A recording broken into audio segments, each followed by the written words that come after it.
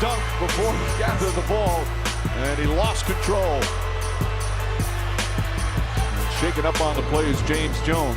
And Shumpert, as he lost it, didn't even have to finish James Jones off on this little flip back. But that's a flop. God, this again, it just ruins the game. I can't believe, with all the brilliance we have in the NBA offense, that we can't find a way to eliminate this part of the game, or at least even start to punish it. I mean, this is just a blatant flop that... He did flop, but he also did push off a bit. Go ahead. I'm just sick of it. And I can't believe the NBA office isn't sick of it, too. They're obviously condoning this. Well, they're not condoning. They're absolutely condoning flopping because they give them the calls and they don't punish them when they do flop. So what is James gets Anthony up in the air and draws the foul. What's the remedy? Well, if I say it, they will pay no attention. So it doesn't matter, but I have easy remedies. You fine them, or you treat them like technicals. When you flop X amount of times, you're suspended. But it's very hard to flop. That's not hard.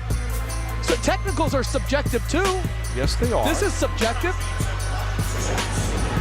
It's so easy. It could be eliminated today if they wanted it to. But because they don't want it to, it continues to go on and on and on with no stopping in sight. We'll take a breather and look at our national television big board. NBA TV on Monday. Sixers and Magic, Oklahoma City Clippers. Are you kidding me? There's games coming up this week, and we got flopping as a major issue, and we're going to the big board? Should we have like flagrant 1, flagrant 2, flop 1, flop 2? More excessive flopping? Good morning or afternoon, depending on where you are. This is your man Who Did It this time, coming at you with another episode of How Soon They Forgot, Part 9. And this one's going to trickle into a video probably later. I'll do the upload on none other than the man they call Mr. LeBron Ramon James, the quote-unquote king. I guess he's part of the kingdom of this world. Nevertheless, let's begin, shall we? So the other day, and shout out to Cartino for life. Brother works pretty hard, as well as welcome to HD TV. Big salutes to those guys. They had spoke on this is probably about a week ago now, maybe even longer than that. Mr. James fouled the center for the Philadelphia 76ers, Joel Embiid. And there was a lot of discussion afterwards. Was it a dirty play? Should he have been ejected? Of course, they're not going to throw out the class clown and also the suck up the teacher's pet. I've never seen a class clown and teacher's pet be the same person.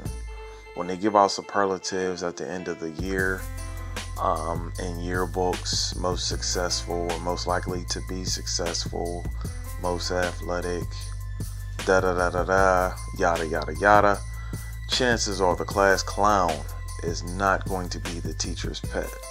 But maybe it's some suburban folks, and there's no problem being raised in the suburbs. I just never seen it before, but he fits that criteria. But he fouled Joel Embiid, and do I think it was dirty? I'm not necessarily sure. I put more onus on Joel Embiid though, because there was a day where you get back up and you let him know how you feel. Even after you do all the rolling around and you take the pain. And there used to be a thing called goons. That's why I made the video about a month ago called Whatever Happened to the Enforcers. Enforcers used to take up things like that.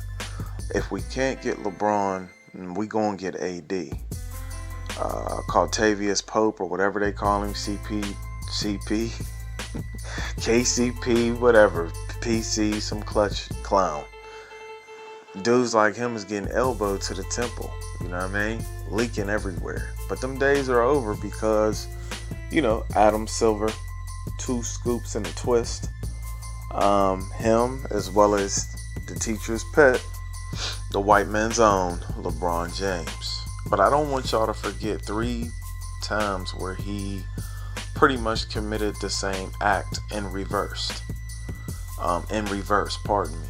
What I mean by that is he took it to the extreme by such a light tap. We could go to Nazir Muhammad for the Chicago Bulls at the time against LeBron James's Miami Heat. We could go to the other night when LeBron was touched by the wind of DeMarcus Cousins' arm, and he was ejected, okay? Thrown out of the game. But I could think of 2 times where it was just disgusting. Utterly repulsive is what I was thinking when I was watching it. Like, there's no way this guy can ever be considered a top 5 player, let alone even top 10 because of these antics, which is something that has never been talked about.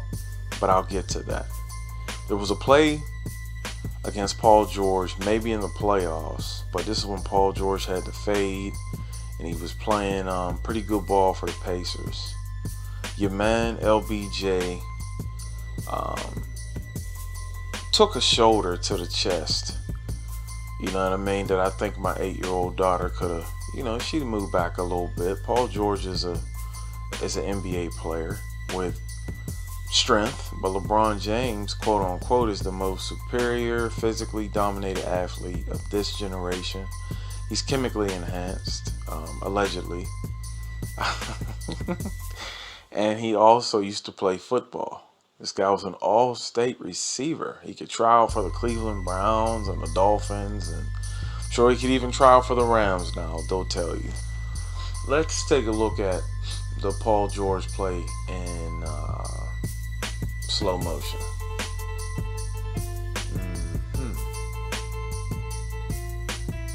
Looks pretty soft to me, man.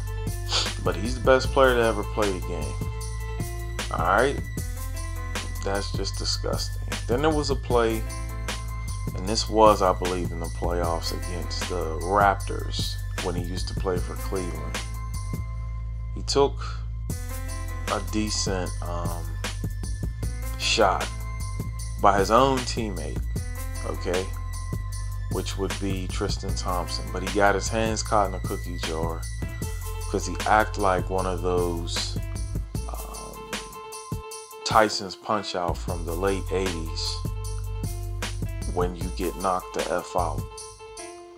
He's rolling around, acting like just WCW, Nitro, WWF, Monday Night Raw, SummerSlam, you name it. He's rolling around, man. And you know, it's sad, man, because I know that there will be people who watch not just my channel, man, but other channels where it looks like brothers is trying to tear a so-called brother down. Well, A, he's not my brother, man. His soul ties are into the elite. His God appears to be himself, as well as the money and the liberal agenda. So he has his soul in a lot of things. But nevertheless, it's not my job to state his future when it comes to the spiritual realm. We're going to keep it carnal and keep it on layman's terms here on earth. The man is not a top 5 player because of just this alone. I don't care how much stats he accumulates. It's necessary to say that this holds him back. The Man in the Mirror, and I don't mean the song by Michael Jackson. LeBron has to thank himself for why he takes so many hits. So, in a nutshell, man, I just want to say thank you again. All praises to the Most High. Shout out to those gentlemen again. I can never forget guys like Too Raw for TV, as well as Carcino and HD, man. You guys are killing it, man. You know, C-Pen for the win, as always. And I'm going to continue to shout it out, man, because them guys are, you know, they're informative, but believe it or not, they're therapeutic. You understand? We're sick and tired of the mainstream media. And like I always tell you, I could care less really even about LeBron James. I'm always coming for that monster behind him. the media, which has its tentacles spread it very far and is strangling my community right now. Alright? So with that being said, y'all tune in later for possibly part 2 of exposing the LeBron or exposing Braun, whatever it is, the series. There's gonna be a part 2 because we got to get into what happened with him and courtside Karen. I ain't forget that either. Alright? Y'all be safe today, man. It's cold as a mug over here in Appalachia. It's cold, man. Brother gotta warm up the ride and get ready to roll.